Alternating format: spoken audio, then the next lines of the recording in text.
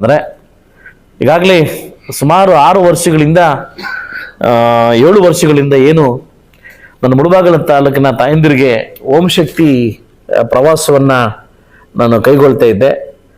ನಾನು ಅವರಿಗೆ ಮಾತು ಕೊಟ್ಟಿದ್ದೆ, ಖಂಡಿತವಾಗ್ಲೂ ಪ್ರತಿ ವರ್ಷ ಕೂಡ ಏನು ಓಂ ಶಕ್ತಿಗೆ ಬಸ್ ವ್ಯವಸ್ಥೆ ಮಾಡಿಕೊಡ್ತೀನಿ ಅಂತ ಕೂಡ ನಾನು ಮಾತು ಕೊಟ್ಟಿದ್ದೆ. ಸೊ ಅದರಂತೆ ಇವತ್ತಿನ ಮಾಧ್ಯಮ ಮುಖಾಂತರವಾಗಿ ಎಲ್ಲ ಓಂ ಶಕ್ತಿದಾರರಿಗೆ ಒಂದು ಮಾತನ್ನು ಹೇಳಲಿಕ್ಕೆ ನಾನು ಬಯಸ್ತೀನಿ. ಏನಂತಂದರೆ, ಒಂದು ಸಿಸ್ಟಮ್ನ ಚೇಂಜ್ ಮಾಡಿ ಲಾಸ್ಟಲ್ಲಿ ಆಗಿರ್ತಕ್ಕಂಥ ಏನು ಮಿಸ್ಯೂಸ್ನ ಸರಿಪಡಿಸಿ ನಾಳೆಯಿಂದ ಏನಾಗಬೇಕು ಅನ್ನೋದನ್ನ ನಾವೆಲ್ಲ ಲೀಡರ್ಸ್ ಕೂತ್ ಮಾತಾಡಿ ಬೆಳಗ್ಗೆಯಿಂದ ನಾವು ಮಾತಾಡ್ಕೊಂಡಿದ್ವಿ.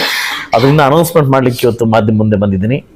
ಸೊ ಇವತ್ತು 1ನೇ ತಾರೀಕಿಂದ ಜನವರಿ 1ನೇ ತಾರೀಕಿಂದ ಜನವರಿ 8ನೇ ತಾರೀಕುವರೆಗೂ 8 ದಿವಸಗಳ ಕಾಲ ನಾವು ಬಸ್ಸುಗಳನ್ನ ಕಳಿಸ್ಲಿಕ್ಕೆ ಎಲ್ಲ ಪ್ರಯತ್ನವನ್ನು ನಾವು ಮಾಡ್ತಾ ಇದ್ವಿ.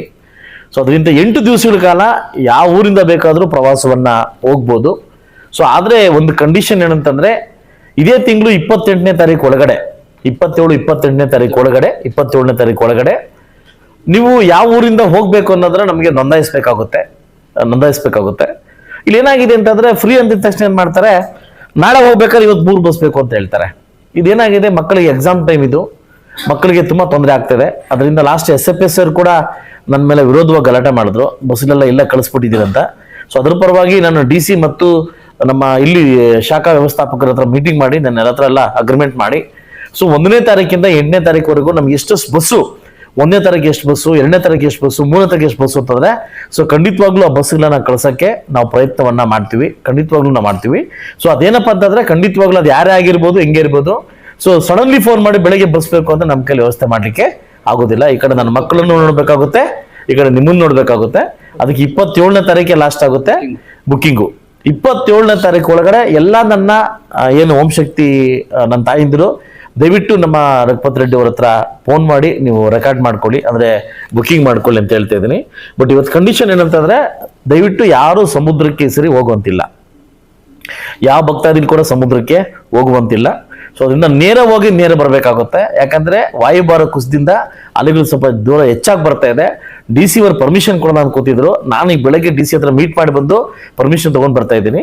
ಸೊ ಅದರಿಂದ ದಯವಿಟ್ಟು ಎಲ್ಲ ಭಕ್ತಾದಿಗಳು ನೇರ ನೀವು ತಾಯಿ ದರ್ಶನ ಮಾಡಿಕೊಂಡು, ಓಂ ಶಕ್ತಿ ದರ್ಶನ ಮಾಡಿಕೊಂಡು ವಾಪಸ್ ಬರಬೇಕಾಗುತ್ತೆ.